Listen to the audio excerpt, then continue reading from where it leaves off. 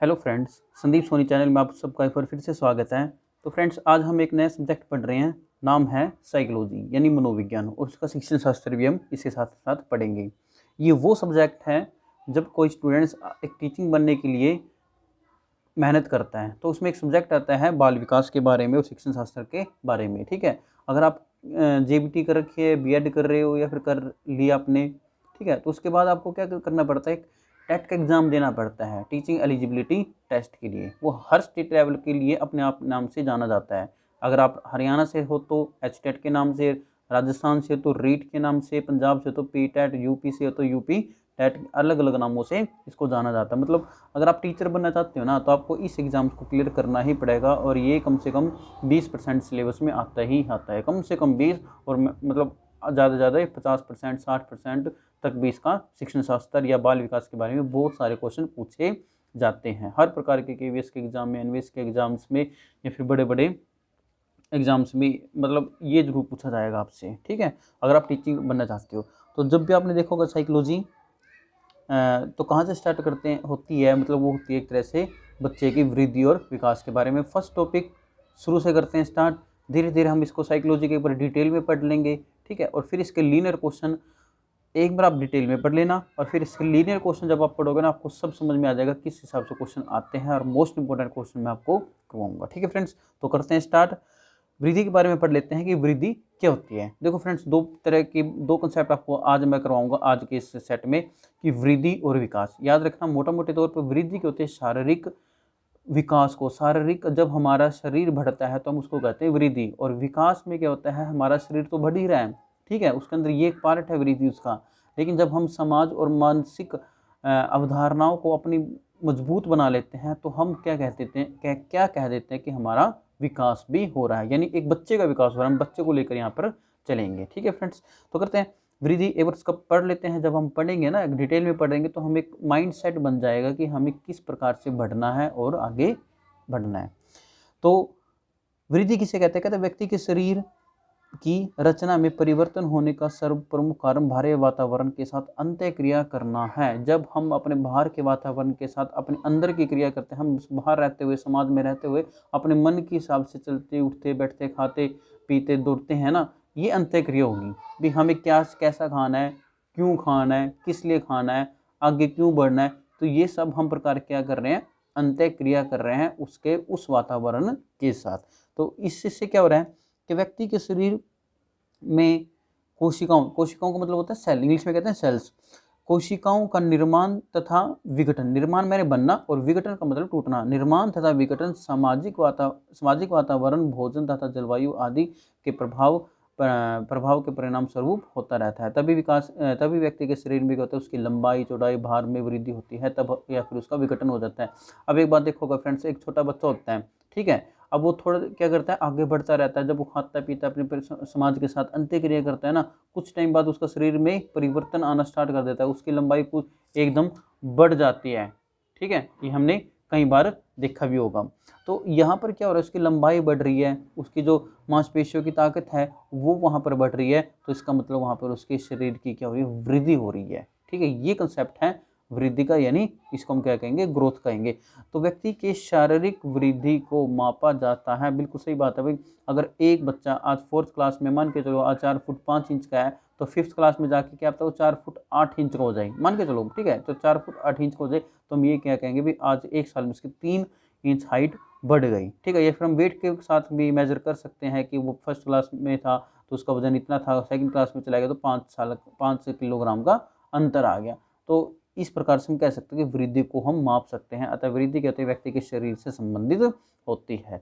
तो कुछ एक महत्वपूर्ण जो साइकोलॉजिस्ट थे उन्होंने अपने अपने बारे में बातें कही है, ये मैंने मोस्ट इंपॉर्टेंट लिखे, वरना साइकोलॉजी के बुक्स में तो हर जगह डेफिनेशन ही लिखी हुई है, लेकिन जो आसान लिखी हुई हैं वो आपको बता देता हूँ। आप जेबीटी कर रहे हो, बीए डीएलएड या बीएड जो भी कर रहे हो, आप उसके एक तरह से नोट्स भी आपके तैयार हो रहे हैं। ठीक है, आप ध्यान से देखना, आगे बढ़ना।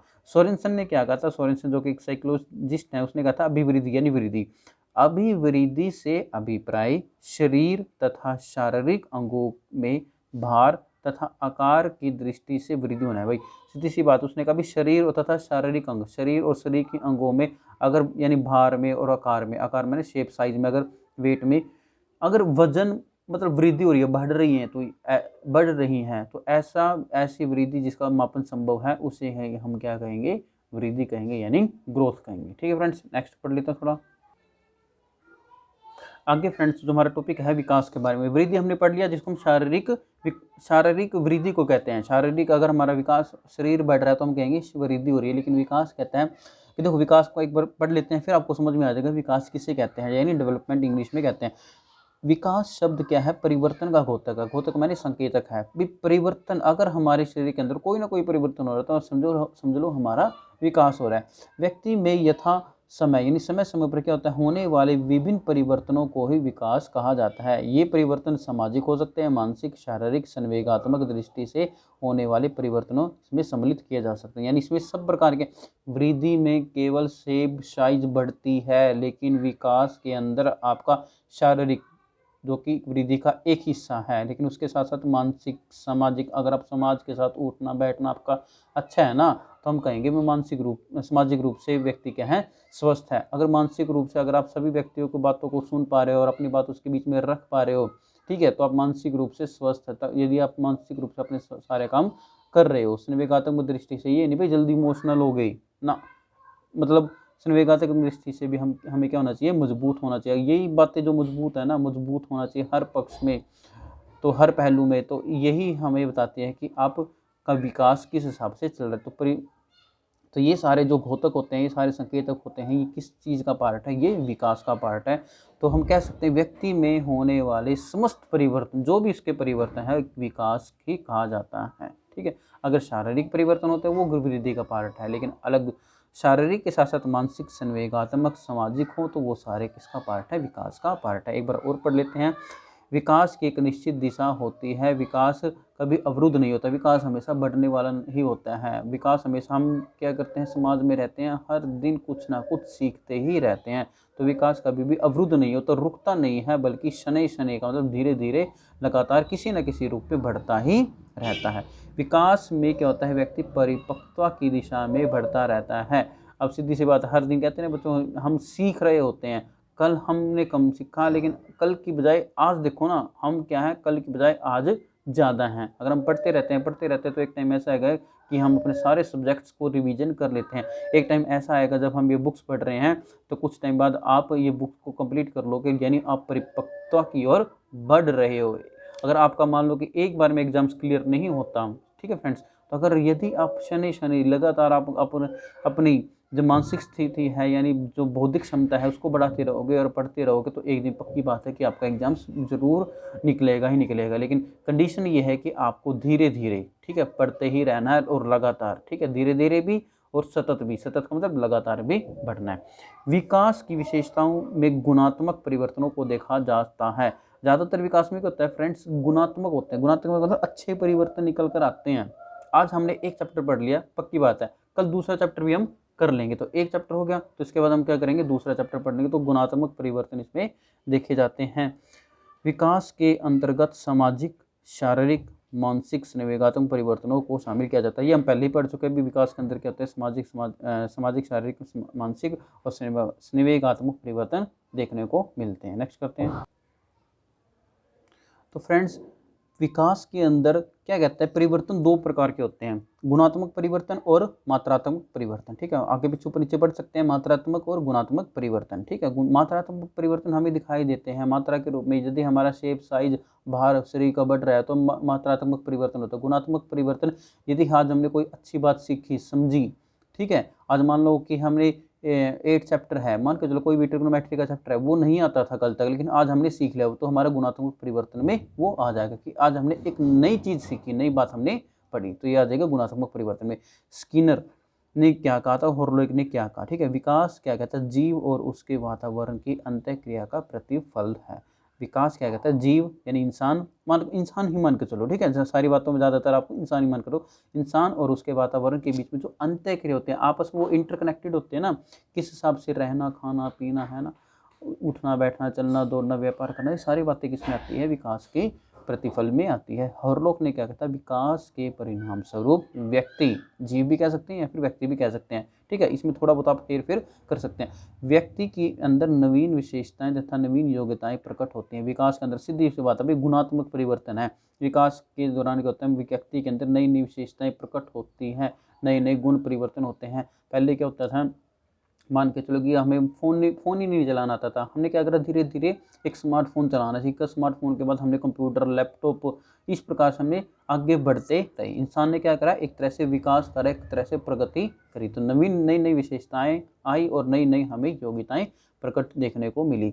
आजकल के बच्चों को देख लो, आजकल के जो बच्चे होते हैं 1 या 2 साल के, वो खुद ही फ़ोन को पकड़ लेते हैं, खुद ही चलाने लग जाते हैं, ठीक है ना। तो ये भी क्या, एक नई विशेषताएं है, ये भी किसका परिणाम है, एक विकास का परिणाम है। वृद्धि शारीरिक अभिवृद्धि को बताती है, लेकिन जबकि विकास प्रगतिशील परिवर्तनों का घोतक है यानी संकेतक है। वृद्धि हमें केवल शारीरिक, जब शरीर से रिलेटेड बात आती है वो उसको हम विकास कह सकते हैं, लेकिन सबसे पहले बात आएगी उसकी वृद्धि के बारे में, ठीक है, क्योंकि वृद्धि जो है एक विकास का एक हिस्सा है, विकास का एक हिस्सा है, लेकिन विकास जो होता है प्रगतिशील परिवर्तनों का घोतक है, ठीक है। जब हम कहेंगे ना भी इसका तो विकास हो रहा है, इसका तो डेवलपमेंट हो रहा है, यानी वो अगली स्टेज पे बढ़ रहा है, किसी भी फील्ड में हो सकता है, यानी वो हर बात को सीख रहा है। नेक्स्ट क्या कहते हैं फ्रेंड्स, पढ़ते हैं। बालक की जीवन यात्रा अपनी माँ के गर्भ से ही आरंभ होते हैं। हमें पता है कि जब बच्चा शुरू में जन्म लेता है तो उसके कहाँ से पैदा होता है, उसकी माँ के गर्भ से पैदा होता है। 9 महीने तक वो अपने माँ के पेट में रहता है, यूट्रस में रहता है। धीरे धीरे निषेचित अंडे से बढ़कर जब हमें पता है जब एक मेल और फीमेल आपस में जब मिलते हैं तो उनमें क्या होता है, स्पर्म और ओवम जो होते हैं आपस में मैच करते हैं, उसमें क्या होता है, फर्टिलाइज हो जाता है। फर्टिलाइज होने से जो अंडा है से बढ़कर एक कोशिका होती है। जब इंसान, हमें पता है कि हम आज एक बहुकोशिकीय जीव है, मल्टी ऑर्गेनिज्म हम ऑर्गेनिज्म है। तो यदि हम शुरू में देखें ना, हम एक कोशिकीय जीव थे शुरू में, जब बच्चा पैदा होता है ना, शुरू में एक कोशिकीय जीव होता है, धीरे धीरे वो क्या करता है, एक निषेचित अंडे से यानी एक कोशिकीय जीव से बढ़कर एक पूर्णतः मानव बन जाता है। आज हम लाखों करोड़ों सेल्स के बने हुए हैं। अतः वृद्धि तथा विकास दिखने में तो एक जैसी हैं, लेकिन अर्थ और प्रयोग की दृष्टि से इनमें बहुत ज़्यादा अंतर है, व्यापक अंतर है, ठीक है फ्रेंड्स। अब तक हमने जो पढ़ा उससे हमें थोड़ा थोड़ा हिसाब तो समझ में आ गया कि वृद्धि किसे कहते हैं और विकास किसे कहते हैं, ठीक है फ्रेंड्स। आगे बढ़ते हैं। आगे फ्रेंड्स कहते हैं विकास में परिणामात्मक तथा गुणात्मक दोनों प्रकार के परिवर्तन होते हैं। विकास में तो दोनों होते हैं, परिमाण के भी और गुण के भी, ठीक है। परिमाण और मात्रात्मक कह लो या गुणात्मक कह लो, ठीक है, दोनों होते हैं। जबकि वृद्धि में केवल मात्रात्मक परिवर्तन होते हैं, यानी कोई फैक्ट होते हैं, वही चीज़ बढ़ती रहती है। हम बात पहले ही पढ़ चुके हैं। वृद्धि जहाँ परिपक्वता को ग्रहण करने के पश्चात विराम लग जाते हैं। वृद्धि एक टाइम तक होती है। एक बच्चा जब बढ़ रहा है, कुछ टाइम बाद क्या हो जाएगा, उसकी हाइट के हिसाब से कह रहा हूँ आपको, कुछ टाइम बाद वो 18 साल बाद या 20 साल बाद उसकी एक हाइट रुक जाएगी। अब ये थोड़ी ना अभी 40 साल बाद भी वो, आज अगर वो 20 साल पहले मान लो 5 फुट का है तो 40 साल बाद कितने को हो जाएगा, 10 फुट का हो जाएगा, ऐसा थोड़ी ना। वृद्धि एक समय के बाद रुक जाती है, लेकिन जो विकास होता है निरंतर चलता रहता है। विकास कहाँ से स्टार्ट हुआ था, विकास होता है, कहते हैं विकास की जो प्रक्रिया गर्भधान, जब बच्चा गर्भ में ही आ जाता है ना, वो बिल्कुल एक छोटा सा जीव होता है, कोशिका जीव होता है, लेकिन धीरे धीरे वो बढ़ता जाता है, एक मल्टी ऑर्गेनिज्म एक ऑर्गेनिज्म बन जाता है। गर्भधान से प्रारंभ होकर मृत्यु तक पर्यंत चलती रहती है, लगातार चलती रहती है। विकास की प्रक्रिया कभी न रुकने वाली प्रक्रिया सतत चलती रहती है। तो वृद्धि और विकास में अंतर क्या है, वृद्धि क्या कहता है, वृद्धि को या अभिवृद्धि को, ठीक है, दोनों बात एक ही है।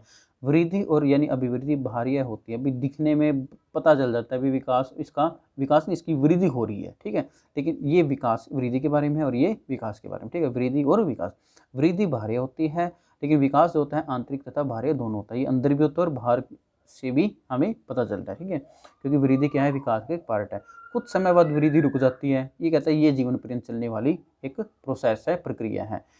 इसका यानी वृद्धि का प्रयोग संकुचित अर्थ में होता है। संकुचित अर्थ देखो, अब पहले साथ में ये पढ़ लेते हैं, इसका प्रयोग व्यापक अर्थ में लेता है। सीधी सी बात, अभी ये मात्रात्मक है और ये मात्रात्मक के साथ साथ गुणात्मक भी परिवर्तन को शो करती है, ठीक है। शरीर के बढ़ने को हम वृद्धि कहते हैं, लेकिन इसमें हमारा सामाजिक विकास हो रहा है, सामाजिक विकास, सामाजिक वृद्धि नहीं कहा कि कभी भी, सामाजिक विकास हो रहा है, मानसिक विकास हो रहा है, संवेगात्मक विकास हो रहा है, धार्मिक विकास हो रहा है, बौद्धिक विकास हो रहा है। तो ये सारे के सारे विकास के पार्ट है, वो विकास के अंतर्गत आते हैं। हम ये नहीं कहेंगे इसकी तो बौद्धिक वृद्धि होगी, गलत, हम क्या कहेंगे, विकास हो गया।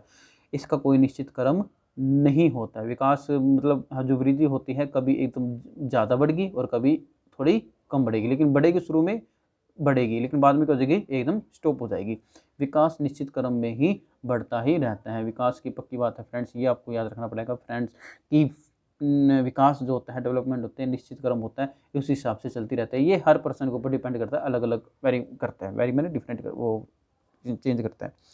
इसकी कोई निश्चित दिशा भी नहीं होती भाई, निश्चित क्रम उसका, तो अगर इसका निश्चित क्रम भी नहीं है ना ही निश्चित दिशा है, ठीक है, इकट्ठे याद कर लेना। इसकी कोई निश्चित क्रम और दिशा नहीं होती, लेकिन इसका निश्चित क्रम और दिशा होती है। एक दिशा होती है पर्टिकुलर, इसका होता है, इसका कोई लक्ष्य नहीं होता, लेकिन इसका लक्ष्य होता है। सीधे मापी जा सकती है, वृद्धि होती है, सीधे मापी जा सकती है। ऊंचाई और भार को हम कह सकते हैं भी, एक बच्चा है जो उसका वजन है, भार है उसका 40 किलोग्राम है, आज से 2 साल बाद उसका कितना हो जाएगा, मान लो 45 किलोग्राम हो जाएगा, तो सीधा माप सकते हैं, ठीक है। लेकिन जो विकास है उसको हम डायरेक्ट नहीं माप सकते भाई, हम ये नहीं कह सकते दिखाना भाई, दिखा तेरा, देखते हैं तेरे अंदर दिमाग कितना है, हाँ भाई तेरे अंदर तो दिमाग 2 किलोग्राम, इसकी कोई यूनिट नहीं है ऐसी, ठीक नहीं है, हम ऐसे नहीं कह सकते। बुद्धि मापन हो गया, इसको डायरेक्ट हम माप नहीं सकते, इसके तो बल्कि कुछ एक पहलू होते हैं, कुछ एक मापन होते हैं, जिसके जरिए हम इसको लगभग हम इसको मापने की कोशिश करते हैं। तो सीधा मापन इसका नहीं होता, बल्कि जैसे कि बुद्धि मापन है, ठीक है, आगे जाके हम पढ़ेंगे बुद्धि मापन क्या होता है, ठीक है फ्रेंड। आज जो हमने पढ़ा वृद्धि और विकास और प्लस इसके अंतर के बारे में पढ़ा, ठीक है। आगे हम धीरे धीरे इसके बारे में और बढ़ते रहेंगे, साइकोलॉजी और शिक्षण शास्त्र के बारे में। एक बार जो हमने पूरी डिटेल में पढ़ ली, तो हम इसके लीनियर क्वेश्चन करेंगे फ्रेंड्स। लीनियर क्वेश्चन करने बहुत ज़्यादा जरूरी है, क्योंकि एग्जाम्स में ज़्यादातर एक ऑप्शन टाइप आते हैं। अगर आपको ऑप्शन टाइप में सीधी सी बात, अगर उसका आंसर पता है ना, तो आप टिक करके आगे बढ़ जाओगे। तो आपको ये सारी बातें पता होनी चाहिए, ठीक है फ्रेंड्स। आई होप आज की वीडियो समझ में आई है। अगर समझ में आते हो तो प्लीज़ चैनल को लाइक और सब्सक्राइब करना मत भूलना। मिलते हैं नेक्स्ट वीडियो में, तब तक के लिए बाय।